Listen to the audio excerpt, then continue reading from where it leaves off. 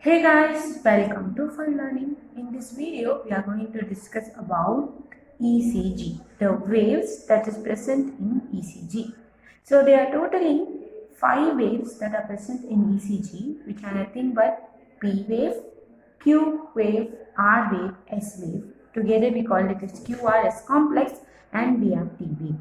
So P, QRS, T. So these are the waves that is present in ECG. Now let us discuss about each and every wave in detail.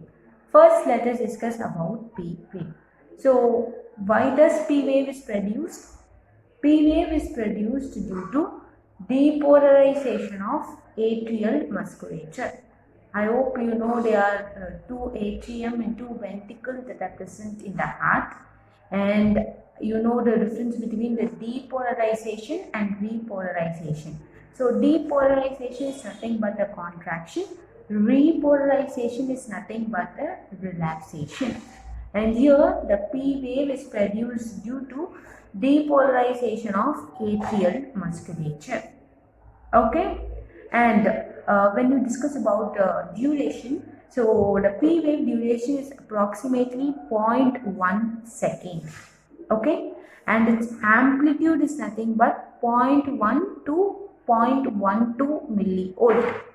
Okay, so very easy, P wave 0.1 second. So when you remember the duration, just amplitude the same to 0.1, 1 2 we have, right? So 0.1 to 0.12 millivolt. So these are the duration and amplitude of P wave.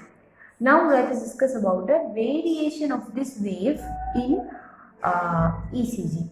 So whenever this P wave get varied is nothing but in this condition, which are nothing but right atrial enlargement, left atrial enlargement, atrial fibrillation, hyperkalemia and hypokalemia. Okay, in order to remember that, you have to remember the mnemonic KAFE. In that, C ke badila we have K. Okay, KAFE. So here K stands for kalemia. So kalemia is nothing but potassium level. This potassium can be increased or decreased, right? So whenever it is in there, they are increased potassium level, we refer to as hyperkalemia. Decreased potassium level is referred to as hypokalemia.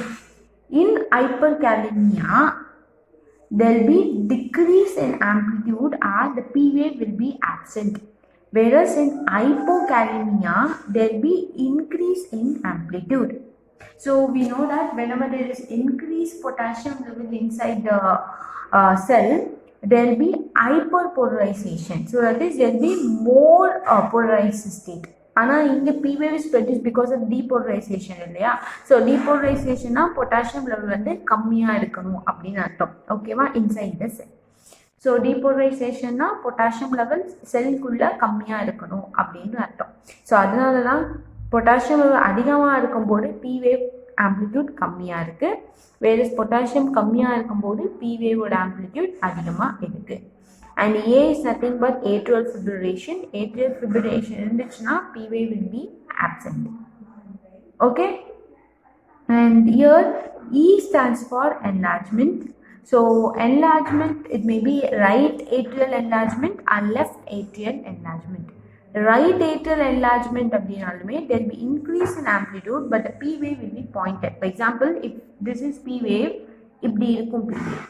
Okay, so if there is left atrial enlargement, as we all know, left atrium has to pump the blood unoda body full, right? So from left atrium it will go to left ventricle, from left ventricle to the aorta, from the aorta to your all parts of the body.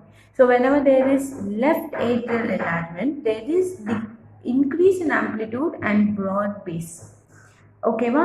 So base அதாவது இப்படி இருக்கும், ஆம்ப்ளிடியூடும் பெருசாக இருக்கும், பேஸும் பெருசாக இருக்கும் அப்படின்னு சொல்கிறாங்க. So these are the variation that is present in P wave. Now let us discuss about QRS complex. I hope so you know the diagram. So this is the diagram that shows the ECG. So this is P wave and this is QRS. Q is a negative wave whereas R is a positive wave and S is again a negative wave. Okay, now let us discuss about the QRS complex in detail. Now let us discuss about QRS complex. So this QRS complex is produced because of depolarization of ventricular musculature. Okay. So P wave is because of depolarization of atrial musculature, whereas QRS is because of depolarization of ventricular musculature. And the duration of QRS complex is approximately 0.08 to 0.10 second. Okay, ma? So 0.08 to 0.10 second. Now let us discuss about the amplitude. So amplitude of Q wave is 0.1 to 0.2 millivolt, whereas amplitude of R wave is nothing but 1 millivolt, whereas amplitude of S wave is 0.4 millivolt. In order to remember that, just remember Q wave 0.1 to 0.2. Okay, wow.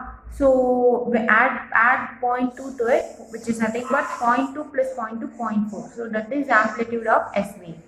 So R wave is 0.1 L, so it is 1 millivolt. Okay. So variation in QRS complex. So in order to remember that, you have to remember HB. So which is nothing but HB is hemoglobin. Here HB stands for, H stands for hyperkalemia, increased potassium level. Okay. And B stands for bundle branch block. So it will be prolonged in both the cases. That is hyperkalemia, increased potassium level, and whenever there is a block in the bundle branch, the QRS complex will be prolonged. Now let us discuss about the T wave. So T wave is also a positive wave, and this is produced because of repolarization of ventricular musculature. That is relaxation of ventricular musculature. So the duration is 0.2 second, add 0.1 to it, so it's nothing but 0.3, which is the amplitude of T wave. Okay, and the variation of T wave. So in order to remember that, just try to remember the mnemonic PEAK, peak. In that P stands for pericarditis. Okay, E stands for enlargement, which is nothing but left ventricular enlargement. A stands for acute myocardial ischemia as well as myocardial inflaction. K stands for kalemia, which is nothing but increased potassium level and decreased potassium level. Okay, so increase in amplitude is seen in acute myocardial ischemia and hyperkalemia. Okay, so as I said, hyperkalemia is nothing but hyperpolarization. So whenever there is increased potassium level inside the cell, there will be more relaxation of that particular cell. As this T wave is nothing but the relaxation of ventricular musculature, so this hyperkalemia, there will be increase in amplitude. Okay, and acute myocardial ischemia, there will be increase in amplitude of T wave. மற்றபடி hypokalemia, it is decreased potassium level, myocardial ischemia, left ventricular enlargement, pericarditis. இது எல்லாத்துக்குமே there will be decrease in amplitude of T wave. Okay. Now let us discuss about the U wave. So U wave is generally does not appear in a normal ECG, or it is insignificant in the case of ECG. And this U wave generally ECG la காமிக்காது, but whenever it is appeared in ECG, there is some abnormality அப்படின்னு அர்த்தம். ஓகேவா? So this U wave is produced because of relaxation of papillary muscle and Purkinje fiber. I hope so you know what is papillary and Purkinje fiber. And whenever this U wave is appeared in ECG, and that U wave is either prominent or inverted or it is very prominent, it is because of this following condition. So the U wave will be prominent in the case of bradycardia and hypercalcemia, which is nothing but increased calcium level. It will be inverted in the case of myocardial infarction, and it will be very prominent whenever there is decreased in the potassium level. Okay. In addition to the waves that is present in this ECG, we also have interval and segments. Okay. Now let us discuss about the interval and segments that is present in ECG. So the interval is nothing but we have PR interval, QT interval, okay, and we have one segment which is nothing but ST segment. So the PR interval is nothing but it is a interval that is present between the onset of P wave and onset of Q wave. Okay, so P wave ஆரம்பிக்கிறதுல இருந்து Q wave ஆரம்பிக்கிறது வரைக்கும் refer to as PR interval. Okay, and we have QT interval, which is nothing but the interval that is present between the onset of Q wave and the end of T wave. Okay, Q wave ஆரம்பிக்கிறதுல இருந்து T wave முடிகிற வரைக்கும் we have interval referred to as QT interval. And we have ST segment, which is nothing but the interval between the end of S wave and the onset of T wave. So this denotes the ST segment. Okay, so there are also some kind of variations that are present in this interval whenever there is an abnormality. So first let us discuss about the PR interval in detail. So PR interval, this shows the duration of conduction of impulses from SA node to ventricle through atrial muscle and AV node. I hope you understand. So this shows the time that that is required for the passage of electrical impulses from the SA node to AV node. Okay, so the normal duration of PR interval is usually 0.2 second.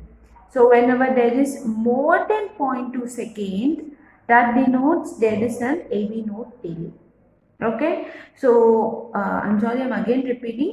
PR interval is nothing but the time that is required for the impulses to be transferred from SA node to the ventricle via AV node.